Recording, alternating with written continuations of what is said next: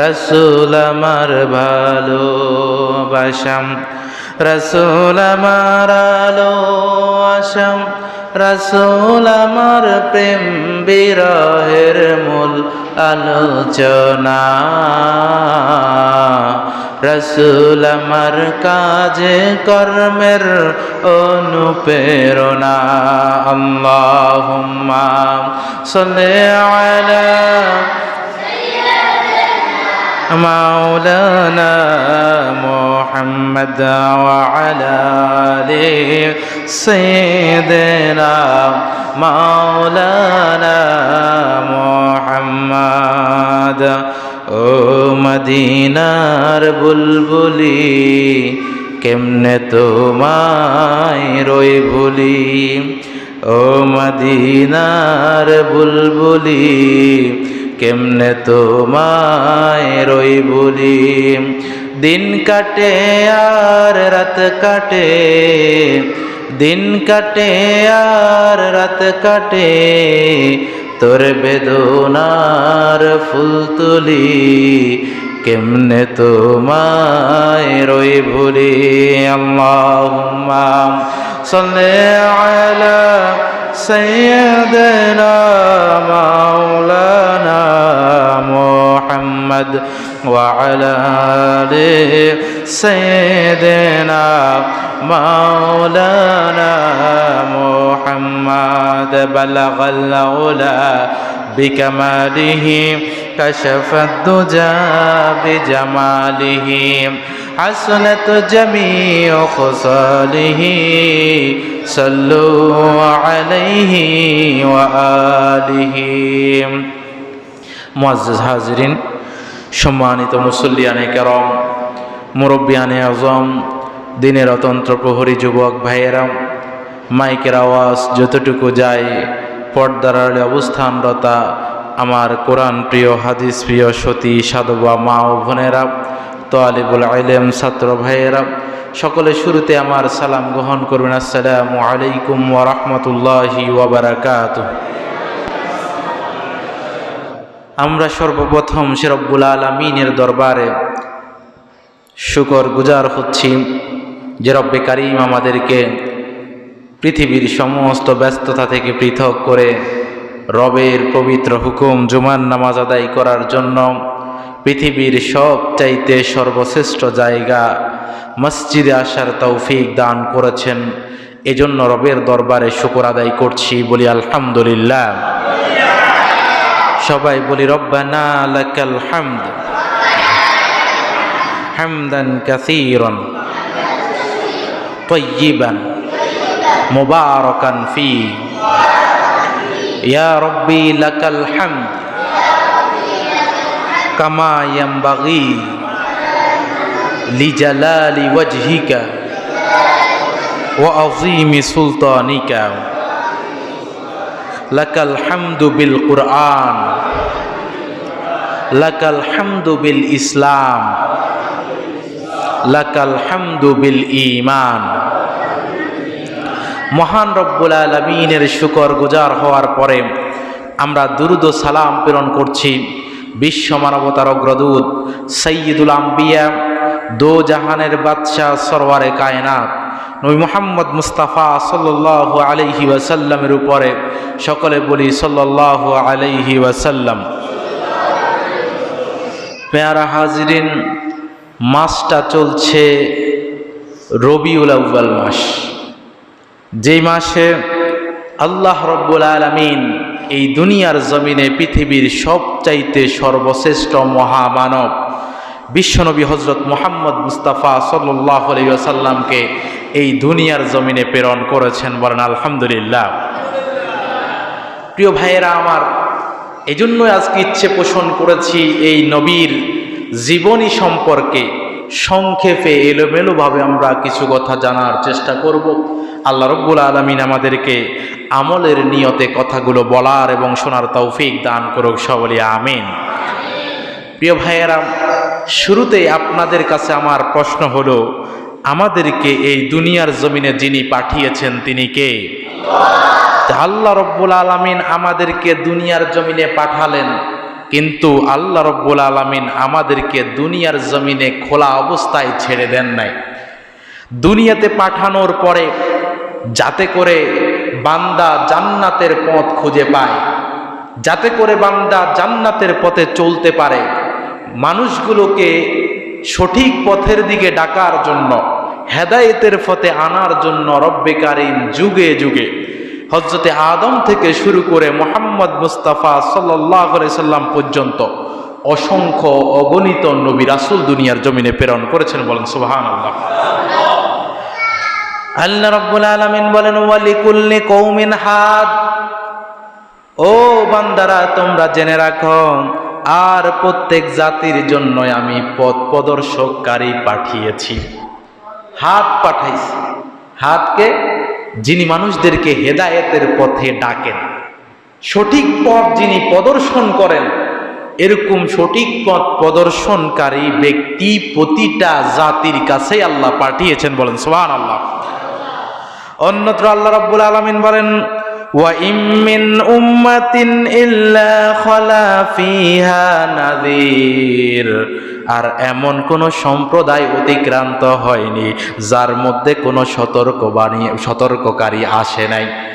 তার মানে প্রত্যেক জাতির জন্য, প্রত্যেক গোত্রের জন্য আল্লাহ রাব্বুল আলামিন সতর্ককারী পাঠিয়েছেন, আল্লাহর পক্ষ থেকে নবী রাসূল পাঠিয়েছেন। শুধুমাত্র উদ্দেশ্য একটা, যারা তাদের রবকে ভুলে গেছে তাদেরকে রবের পথে এনে জান্নাতের পথে পরিচালিত করা। বলেন সুবহানাল্লাহ।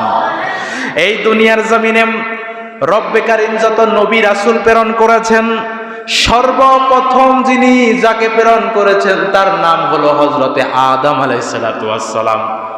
যুগে যুগে অসংখ্য অগণিত নবী রাসূল প্রেরণ করলেন, আর এই নবুয়তের দরজাটা বন্ধ করলেন আমার নবী, বিশ্ব নবী হযরত মুহাম্মদ মুস্তাফা সাল্লাল্লাহু আলাইহি সাল্লামকে দিয়া। বিশ্ব নবী বলেন আনা খাতামুন নাবিয়্যিন লা নাবিয়্যা বা'দি, আমি হলাম শেষ নবী, আমার পরে এই দুনিয়ার জমিনে আর কোনো নবী আসবে না। সুতরাং আল্লাহ রাব্বুল আলামিন বিশ্ব নবীকে সর্বশেষ নবুয়ত প্রাপ্ত নবী হিসাবে দুনিয়ার জমিনে প্রেরণ করেছেন। সবার শেষে তিনি আসলেন, কিন্তু আমার নবীর মর্যাদা অন্যান্য নবীদের চাইতে, সবার চাইতে আরো অনেক বেশি। বলেন সুবহানাল্লাহ। হযরত ঈসা আলাইহিস সালাতু ওয়াস সালামকে আল্লাহ রাব্বুল আলামিন যখন আসমানে উঠিয়ে নিলেন, আসমানে উঠিয়ে নেওয়ার পর ৬০০ বছর পর্যন্ত এই দুনিয়ার জমিনে কোনো নবী রাসূল আসে নাই। এই ৬০০ বছর পর্যন্ত নবী রাসূল না আসার কারণে, কোনো হাত না থাকার কারণে, কোনো নাজির না থাকার কারণে মানুষগুলো আল্লাহকে ভুলে গিয়েছে, আল্লাহর নাফরমানিতে লিপ্ত হয়ে গেছে, মানুষগুলো জাহেলিয়তের অন্ধকারের ভিতরে নিমজ্জিত হয়ে গেছে। সমাজটার অবস্থা এরকম হল, যেই সমাজের ভিতরে গুনার কাজটা, কেউ গুনাকে খারাপ মনে করতো না, কেউ গুনাহ করলে গুনার কাজে বাধা প্রদান করা হতো না, সমাজের ভিতরে মারামারি, হানাহানি, লুটতরাজ চলতেই থাকতো, জেনা বেবিচার যেন নিত্যদিনের একটা কাজ হয়ে গেছে। এমন অবস্থা, নারীদের কোনো সম্মান নাই। বাজার থেকে যেরকম আমরা চাল, ডাল, আলু কিনি, পেঁয়াজ কিনি, নারীরা এরকম ভোগের সামগ্রী হয়ে গেছে, কোনো মর্যাদা নারীদের নাই। সমাজের ভিতরে জীবনের কোনো মূল্য নাই। সামান্য একটু সম্পদের জন্য, সামান্য কিছু টাকা পয়সার জন্য একে অপরের উপর অস্ত্র তুলে একে অপরকে হত্যা করে, এরকম এক কঠিন পরিস্থিতি সৃষ্টি হয়ে গেছে। আল্লাহ রাব্বুল আলামিন এই পথ হারা মানুষগুলোকে, এই পথ ভোলা মানুষগুলোকে, জাহেলিয়াতের অন্ধকারের ভিতরে নিমজ্জিত থাকা এই মানুষগুলোকে অন্ধকার থেকে বের করার জন্য বিশ্বনবী হযরত মুহাম্মদ মুস্তাফা সাল্লাল্লাহু আলাইহি সাল্লামকে দুনিয়ার জমিনে প্রেরণ করেছেন। বলেন সুবহানাল্লাহ। কেমন জাহেলিয়াত ছিল, নিজের কন্যা সন্তান যদি কারো জন্মগ্রহণ করত, তারা মনে করত এর চাইতে বড় পাপের, অসম্মানের আর কিছু হতে পারে না। এটাকে সবচাইতে নিকৃষ্ট কাজ মনে করত কন্যা সন্তান জন্ম দেয়া। কারো কন্যা সন্তান জন্ম হলে তাকে জীবিত মাটির নিচে পুঁতে ফেলা হতো। রাসূলের এক সাহাবী কাইস বিন কাসিমের ঘটনা, এটা আমি প্রায় সময় সিরাতের আলোচনা করতে গেলে বলে থাকি। কাইস বিন কাসিম ইসলাম গ্রহণ করার পরে মসজিদের এক কোণায় বসে বসে শুধু কান্না করত, চোখের পানি ছেড়ে দিয়ে কান্না করত, মুখটা সব সময় মলিন থাকতো, তেমন বেশি হাসি মুখ তার দেখা যেত না। বিশ্বনবী বিষয়টা লক্ষ্য করলেন। বিশ্বনবী কাইস বিন কাসিমকে ডাক দিয়ে বলছেন, ও কাইস বিন কাসিম, কি হয়েছে তোমার? ইসলাম গ্রহণ করে তুমি কি খুশি নয়? তোমার মুখটা সব সময় বেজার থাকে, তুমি সব সময় কান্না করতে থাকো, কারণটা কি? কাইস বিন কাসিম বলতেছে, ওগো নবী, ইসলাম গ্রহণ করেছি এই জন্য আমি আমাকে সবচাইতে বেশি সৌভাগ্যবান মনে করি, কিন্তু আমি কান্না করার কারণ হলো আরেকটা। কি সে কারণ? কাইস বিন কাসিম বলতেছে, ওগো নবী, জাহেলিয়াতের সময় ইসলাম গ্রহণ করার পূর্বে আমি কাইস বিন কাসিম আমার নিজ হাতে আমার 8টা কন্যা সন্তানকে জীবিত মাটির নিচে পুঁতে ফেলেছি। নাউজুবিল্লাহ বলবেন না? একটা দুইটা নয়, আমার 8টা কন্যা সন্তানকে আমি জীবিত মাটির নিচে পুঁতে ফেলছি। বিশ্বনবী বলছেন, নিজের কন্যা সন্তানকে তুমি মাটির নিচে পুঁতে ফেললা, তোমার কি বিন্দু মাত্র মায়া হয় নাই? বিন্দু মাত্র কষ্ট লাগে নাই তোমার?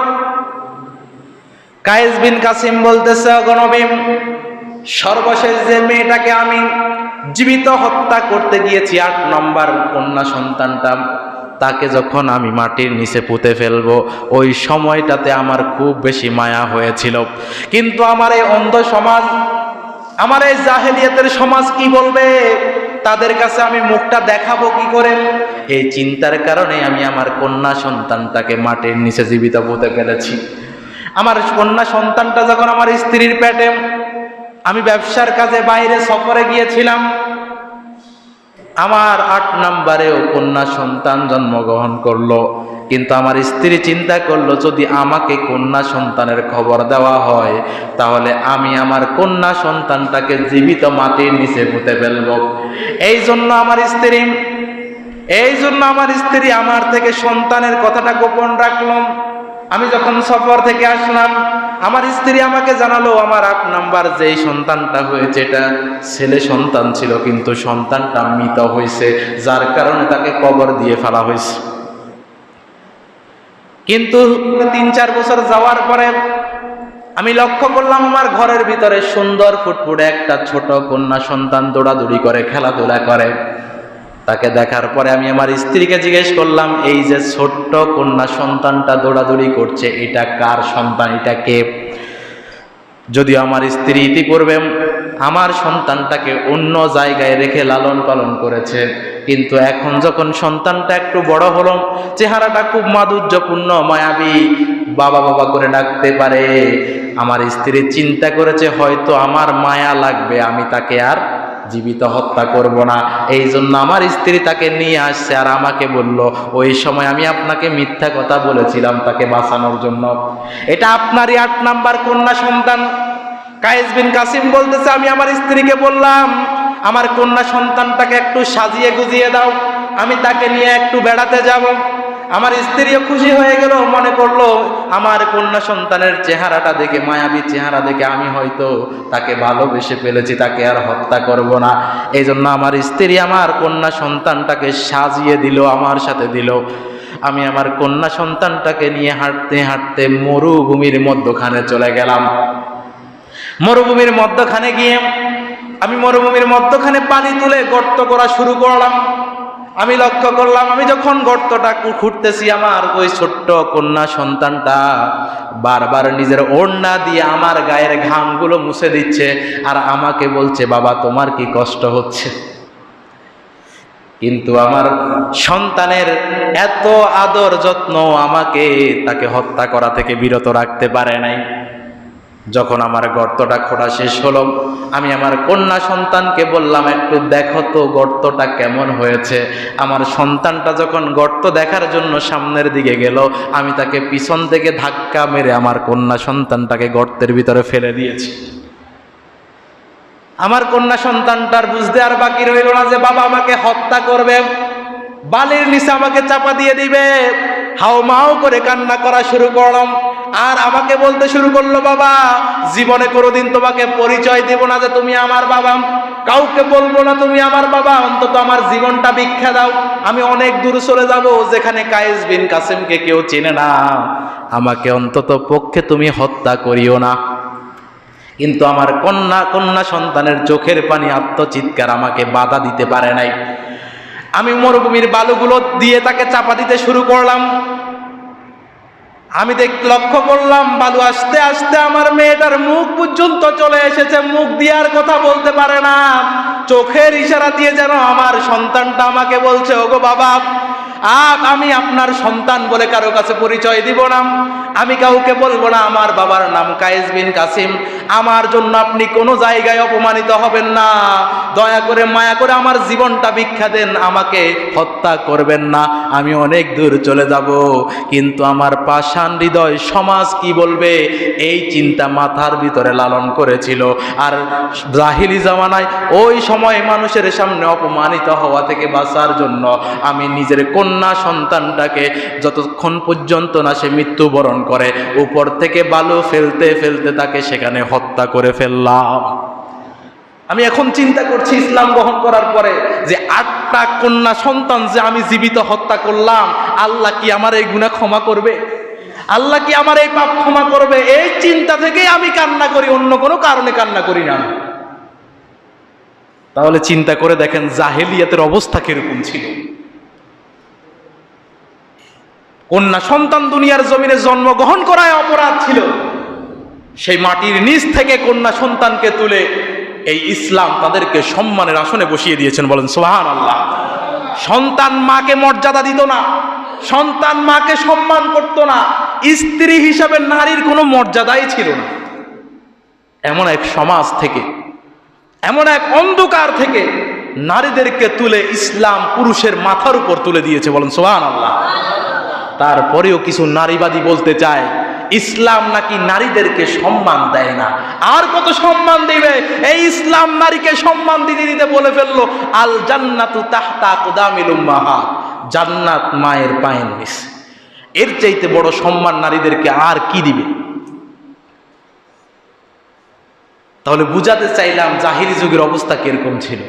এই ঘুণে ধরা সমাজকে সঠিক পথে আনার জন্য, অন্ধকারাচ্ছন্ন মানুষগুলোকে আলোর পথে আনার জন্য আল্লাহ রাব্বুল আলামিন বিশ্বনবীকে এই দুনিয়ার জমিনে একজন হাত করে পথ প্রদর্শক করে নাজির করে একজন ভীতি প্রদর্শনকারী হিসেবে দুনিয়ার জমিনে প্রেরণ করেছেন, বলেন সুবহানাল্লাহ।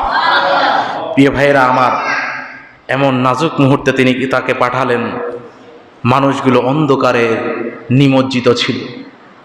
সালটা ছিল 570 খ্রিস্টাব্দ, তারিখটা ছিল 12 রবিউল আউয়াল।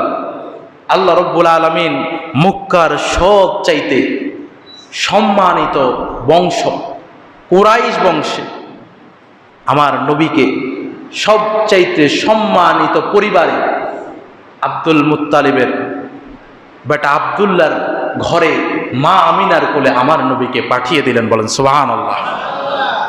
তাকে পাঠানো হলো মক্কা নগরীতে, যেই নগরীটা দুনিয়ার জমিনে সব চাইতে বেশি সম্মানিত, যেটার নাম হলো মক্কাতুল মুকাররমা। মুকাররমা মানেই হলো অধিক সম্মানিত। তাহলে অধিক সম্মানিত জায়গায় এই নবীকে পাঠানো হয়েছে, যেটা হলো পৃথিবীর একেবারে মধ্যখান। পৃথিবীর মধ্যখানে পাঠানোর কারণটা কি? মূল কারণটা হলো যাতে করে ওই মধ্যখান থেকে চতুর্দিকে এই নবী হেদায়েতের আলো সঠিকভাবে পৌঁছিয়ে দিতে পারে, বলেন সুবহানাল্লাহ।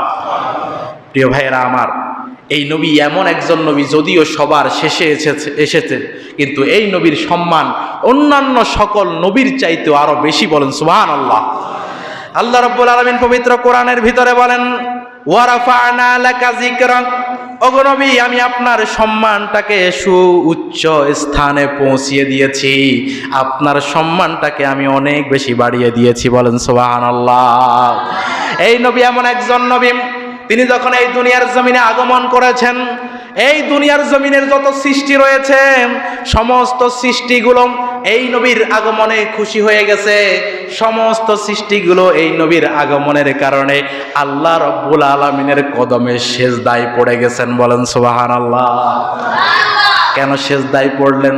কারণ আজকের দিনে এই দুনিয়ার জমিনে এমন একজন ব্যক্তি এসেছেন যার উসিলায় আল্লাহ রাব্বুল আলামিন তামাম দুনিয়ার সব কিছু সৃষ্টি করেছেন। আজকের দিনে এই দুনিয়ার জমিনে এমন একজন মানুষ আগমন করেছে যিনি এই দুনিয়ার জমিনে সবচাইতে সম্মানিত ব্যক্তি। আজকে এই দুনিয়ার জমিনে আল্লাহ এমন একজন ব্যক্তিকে পাঠিয়েছেন যাকে আল্লাহ রাব্বুল আলামিন এই দুনিয়ার জমিনে সবার চাইতে সবচাইতে বেশি ভালোবাসে। বলেন সুবহানাল্লাহ। সেই নবী দুনিয়ার জমিনে এসেছে, এই জন্য কুল মাখলুকাতের সবাই আল্লাহর দরবারে সেজদায় পড়ে গেছে। বলেন সুবহানাল্লাহ। জালেমের সিংহাসন কম্পন ধরে গেছে, ভূমিকম্প শুরু হয়ে গেছে, জালেমের বড় বড় কেল্লাগুলো ধসে পড়ে গেছে। বলেন সুবহানাল্লাহ। ত্রিভুবনের প্রিয় মোহাম্মদ এলো রে দুনিয়ায়, রে সাগর আকাশ বাতাস দেখবি যদি আয়, রে সাগর আকাশ বাতাস দেখবি যদি আয়। ত্রিভুবনের প্রিয় মোহাম্মদ, ত্রিভুবনের প্রিয় মোহাম্মদ এলো রে দুনিয়ায়, রে সাগর আকাশ বাতাস দেখবি যদি আয়। সুবহানাল্লাহ বলেন। তাহলে ত্রিভুবনের প্রিয় মোহাম্মদ আজকের দিনে দুনিয়ার জমিনে এসেছে, এই জন্য তামাম মাখলুকাতের সবাই আল্লাহর দরবারে শুকরিয়া স্বরূপ সেজদায় নুয়ে পড়েছে। এ নবী এমন একজন নবী, জন্মের পূর্বে তিনি তার বাবাকে হারালেন। জন্মগ্রহণ করার 6 মাস পূর্বেই তার বাবা দুনিয়ার জমিন থেকে বিদায় নিয়েছে। এতিম অবস্থায় দুনিয়ার জমিনে এসেছেন। রব্বে কারিম বলে, আলাম ইয়াজিদকা ইয়াতীমান ফাআওয়া। ওগো নবী, আমি কি আপনাকে এতিম অবস্থায় পাই নাই? অতঃপর আমি কি আপনাকে আশ্রয় দিই নাই? বলেন সুবহানাল্লাহ। তাহলে তিনি এতিম অবস্থায় দুনিয়ার জমিনে আসলেন। জন্মগ্রহণ করার পরে আমার নবী কত বরকতপূর্ণ একজন নবী ছিলেন দেখেন। তিনি যখন জন্মগ্রহণ করলেন, আরবের তখন একটা নিয়ম ছিল, দুনিয়ায় তাদের শহরের বিভিন্ন রোগ থেকে বাঁচার জন্য এবং শুদ্ধ আরবি ভাষা যার শিখার জন্য তারা তাদের সন্তানগুলোকে গ্রামে পাঠিয়ে দিত। গ্রামে যে সমস্ত মহিলারা মাত্র সন্তান প্রসব করেছে দুগ্ধপোষ্য, তারা শহরে গিয়ে বিভিন্ন ধনীর দুলালদেরকে আনতো, তাদেরকে লালন পালন করত নির্দিষ্ট একটা সময় পর্যন্ত, 2 বছর 2.5 বছর পর্যন্ত। তারপর তাদেরকে আবার ফিরিয়ে দিয়ে আসতো মা বাবার কাছে, বিনিময়ে মোটা অঙ্কের কিছু টাকা পাইত। আমার নবী জন্মগ্রহণ করার পরে সে সময়েও হালিমাতুস সাদিয়া সহকারে শুরু করে তাদের জনপদের কিছু মহিলা একসাথ হয়ে চিন্তা করলো, এই বছর দুর্ভিক্ষ চলছে, খাবারের বড় অভাব, আমরা যদি শহরে গিয়ে কিছু উচ্চ বংশের সন্তান শিশুকে আনতে পারি, লালন পালন করতে পারি, হয়তো কিছু টাকা পেতে পারবো আমরা। এই জন্য তারা সবাই মক্কাতুল মুকাররমার দিকে রওনা দিয়েছে। অন্যান্য লোকেরা যারা ছিল তাদের বাহন যেটা ছিল সেটা ছিল শক্তিশালী, তারা খুব দ্রুত এগিয়ে চলেছে। কিন্তু হালিমাতুস সাদিয়া যে বাহনের করে আসছে, যে ওটের উপর বহন করে আরোহণ করে আসছে, সেটা ছিল খুব জীর্ণ শীর্ণ, ঠিক মতো হাঁটতে পারে না। কাফেলার অন্যান্য লোকরা চিন্তা করলো, আমরা যদি হালিমাতুস সাদিয়ার জন্য অপেক্ষা করি তাহলে অনেক বেশি দেরি হয়ে যাবে। তাকে রেখেই তারা সামনের দিকে অগ্রসর হয়ে গেল। সবার আগে তারা সেখানে পৌঁছে গেল। সেখানে গিয়ে যারা উচ্চ বংশের কোটিপতির সন্তান যেগুলো ছিল, শিশু যারা ছিল, তাদেরকে তারা দত্তক নিয়ে নিল। মুহাম্মদ তার বাবা নাই, এতিম সন্তান, এই জন্য যদিও বংশমর্যাদায় উন্নীত অনেক বড়, কিন্তু বাবা নাই তো এতিম সন্তান, এই জন্য কেউ তাকে নিতে চাইল না। হালিমাতুস সাদিয়া চিন্তা করতেছেন, খালি হাতে ফিরে যাওয়ার চাইতে মুহাম্মদকে অন্ততপক্ষে নিয়ে যায়। এই ছোট্ট শিশু সন্তানটাকে তার কোলে তুলে নিলেন। সিরাত গ্রন্থকাররা বলতেছেন, এমন অবস্থা ছিল হালিমাতুস সাদিয়ার, ঘরে তেমন বেশি খাবার ছিল না, যার ফলে হালিমাতুস সাদিয়ার স্তনে তেমন বেশি দুধও ছিল না। তার যে সন্তানটা ছিল সে পর্যন্ত পেট ভরে খাবার খাইতে পারত না, দুধ খাইতে পারত না। কিন্তু আমার নবীকে যখন সে কোলে নিল, আল্লাহ রাব্বুল আলামিন হালিমাতুস সাদিয়ার স্তনকে দুধে পরিপূর্ণ করে দিলেন। বলেন সুবহানাল্লাহ। যখন হালিমাতুস সাদিয়া আমার প্রিয় নবীকে নিয়ে তার ওই ওটের উপরে আরোহণ করলাম, যেই ওটটা অতি দুর্বল ছিল, যেই ওটটা আস্তে আস্তে হাঁটার কারণে অন্য কাফেলার অন্যান্য লোকেরা হালিমাতুস সাদিয়াকে রেখে চলে গিয়েছে, ওই ওটটার উপর যখন হালিমাতুস সাদিয়া পুনরায় আরোহণ করলেন আমার নবীকে নিয়ে, ওই ওটটা মুহূর্তের মধ্যে শক্তিশালী সবল হয়ে গেল। বলেন সুবহানাল্লাহ। যেটা ইতিপূর্বে হাঁটতে কষ্ট হয়, এটা এখন দৌড়ায়।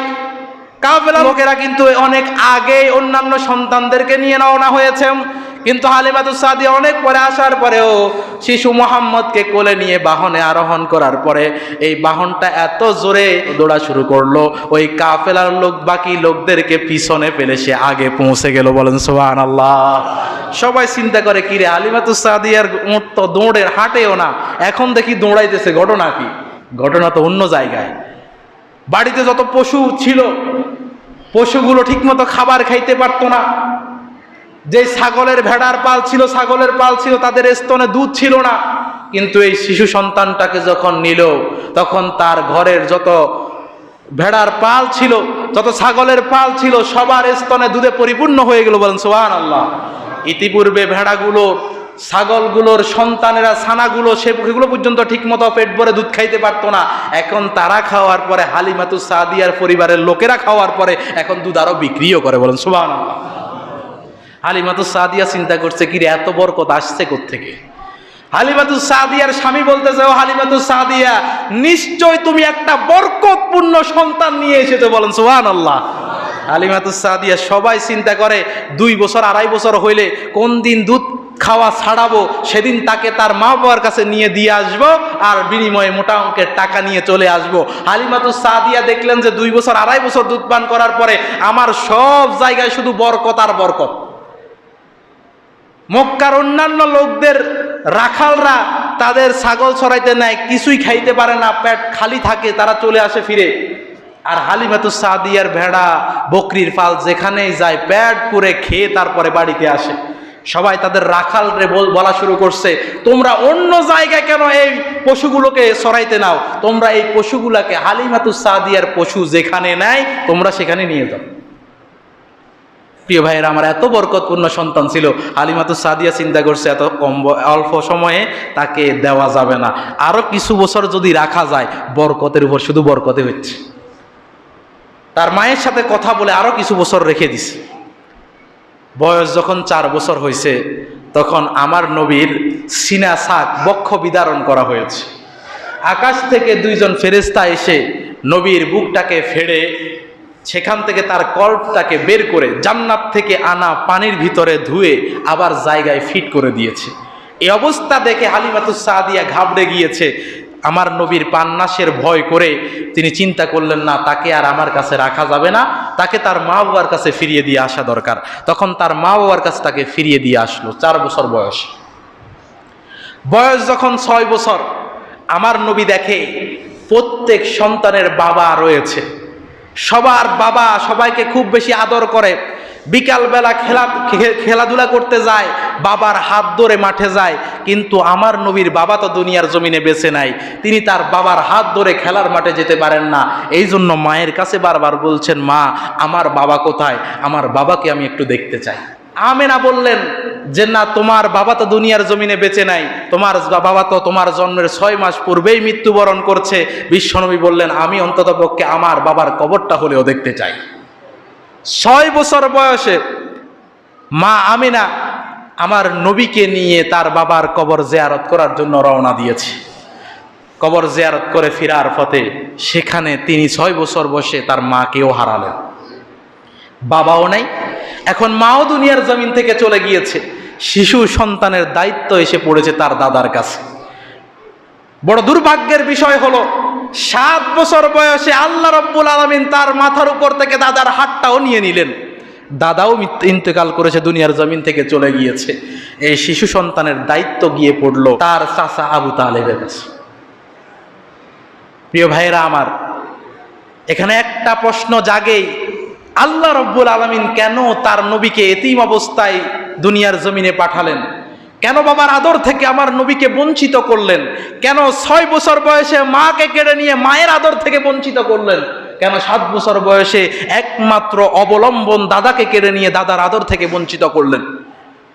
এর পিছনেও বড় হিকমত রয়েছে। সিরাত গ্রন্থকাররা বলছেন, ওলামায়ে কেরাম বলছেন, আল্লাহর নবীর সমস্ত আপনজনকে একে একে তার থেকে কেড়ে নেওয়ার কারণ হলো নবীর অন্তরের ভিতরে উম্মতের জন্য ভালোবাসা পয়দা করা। বলেন সুবহানাল্লাহ। যার দুনিয়ার জমিনে কেউ নাই, সে অন্যকে অবশ্যই আপন করে। কাকে আপন করবে? যাদেরকে সে আল্লাহর পথে ডাক দিবে, যাদেরকে সে জান্নাতের পথে আনবে, তাদের ভালোবাসা আমার নবীর অন্তরে পয়দা করার জন্য তার আপন সবাইকে আল্লাহ রাব্বুল আলামিন দুনিয়ার জমিন থেকে নিয়ে গেছে। ছোট্ট শিশু সন্তান আস্তে আস্তে চাচার কাছে লালিত পালিত হয়ে বড় হওয়া শুরু হয়েছে। বড় হয়ে এই মুহাম্মদই হলেন দুনিয়ার জমিনে সবার জন্য রহমত স্বরূপ। বলেন সুবহানাল্লাহ। আল্লাহ রাব্বুল আলামিন বলেন, ওয়া মা আরসালনাকা ইল্লা রাহমাতাল লিল আলামিন। ওগো নবী, আমি হলাম রব্বুল আলামিন, তামাম দুনিয়ার প্রতিপালক, আর আপনি হলেন তামাম দুনিয়ার জন্য রাহমাতাল লিল আলামিন। বলেন সুবহানাল্লাহ। আপনি হলেন তামাম দুনিয়ার সবার জন্য রহমত। আল্লাহ আমার নবীকে এই দুনিয়ার জমিনে রহমত স্বরূপ প্রেরণ করেছেন। তামাম দুনিয়ার সমস্ত নবী ছিল গোত্র ভিত্তিক, কবিলা ভিত্তিক, কিন্তু আমার নবীকে আল্লাহ রাব্বুল আলামিন দুনিয়ার জমিনে প্রেরণ করেছেন তামাম দুনিয়ার সমস্ত মানুষের নবী হিসেবে। বলেন সুবহানাল্লাহ। এই জন্যই তো আমরা তাকে বিশ্ব নবী বলে থাকি। এত সম্মানিত একজন নবী, যেই নবীর উম্মত হওয়ার জন্য অন্যান্য নবীরা পর্যন্ত আল্লাহর কাছে দরখাস্ত করেছে। বলেন সুবহানাল্লাহ। আপনারা কি আল্লাহর কাছে দরখাস্ত করছিলেন? আল্লাহর কাছে বলছিলেন, আল্লাহ আমাদেরকে বিশ্ব নবীর উম্মত হিসেবে প্রেরণ করিয়েন? এরকম দোয়া আল্লাহর দরবারে আমরা করেছি। কিন্তু তারপরে আল্লাহ রাব্বুল আলামিন আমাদেরকে সেই নবীর উম্মত হিসেবে প্রেরণ করেছেন। এই শুকরিয়াও যদি কোনো ব্যক্তি সারা জীবন করে, আদায় করে শেষ করা যাবে না।